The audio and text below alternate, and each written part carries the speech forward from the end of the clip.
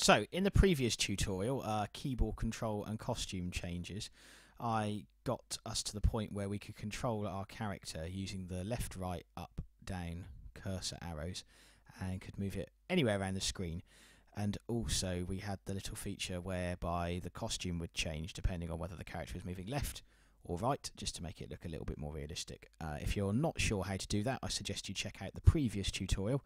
And if you followed that one or you already know what you're doing, then we're in a good place to start. So I'll just show you where we're at so far. If we click the green flag, we have control of our character using the cursor keys to move him or her anywhere around the screen that we want. Now I'm going to show you how we can take that very simple example and quite easily just turn this into a very, very basic computer game. So I'll stop it and I'll explain roughly what it is that we're going to do first. We're going to be making a maze game which the cat itself will have to guide its way through a maze. It will start at the beginning and then at the end it will display a simple message that says congratulations. If it touches the sides of the maze on the way through the maze, then the character will return to the start. So let's start straight away. First of all, I'm just going to make my character a little bit smaller, and there's these 4 buttons up here that do various things. This one on the right here shrinks the sprite, this one grows it, and you've got options to delete and duplicate sprites as well. So I'm just going to shrink it down a little bit just to make our game. So I've done that, and I'm going to have this as the start point. Now, it's very important that if you choose to have a start point in a game, that you make sure that you always ask your character to go back there whenever you start playing your game. So the first thing I'm going to do is pop to the motion section and just grab this go to, and you'll see it's already filled the coordinates for me for the position that the character's in at the moment. So I'm just going to drag that one in and just pop it into the start there. So now wherever the character is, whenever I click the green flag, it will go back. So that means that we've got that control. Right, what I'm now going to do is I'm going to edit the background of the stage. So I'm going to go over to the stage and I'm going to go to backgrounds and I'm just going to edit the one that is existing there. At the moment it's just blank. I'm going to pick a colour, quite a vivid colour, so I'm just going to go with red. You'll see why this is important in a moment, but to start with I'm just going to use the line tool here that I've selected to draw a very basic maze pattern onto the background of the stage. And I'm using the line tool. You could do this in any way that you wanted to, but I'm just going to quickly do this. And actually that will do for now. So you now see that basic maze pattern is on the background of our stage. So at the moment that doesn't do anything. If I start the game, the character's free to still move anywhere it wants within the stage. So we're part of the way there because we've got a visual maze, but we haven't actually got the maze doing anything to the program itself. So I'm going back to the script section. Now, in exactly the same way that I used if statements to look for key presses in the last tutorial and to get to the stage that we're at, you can also use them to do other things.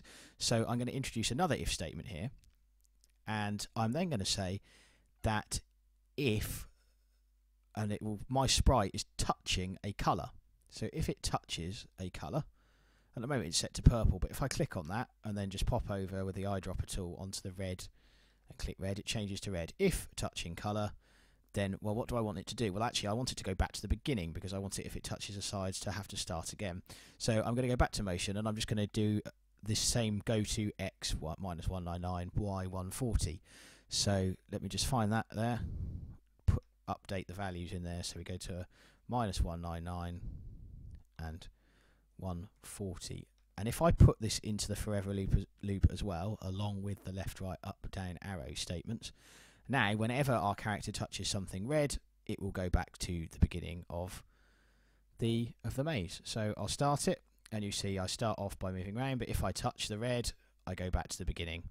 So very quickly we've got a simple game that you can play, and my aim is to get all the way around the maze to the end. And whenever I touch the red, I go back to the beginning. So that's simple enough. It would be nice, wouldn't it, though, if there was a goal in the game. So I'm going to go back into the stage background. I'm going to edit it one more time, and I'm going to choose another colour. So let's go for green, and I'm going to put a small green rectangle at the end to act as a kind of a target. And I'm going to go back to my cat and the scripts that are associated with that, and I'm going to place one more if statement in, which is if I touch the colour, and this time I want it to be the green colour, then, well, what? I want it to say something, don't I? So I'm going to go to looks, I'm going to say congratulations. I'm going to spell it right as well. Congratulations.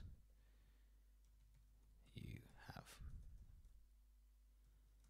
completed the game.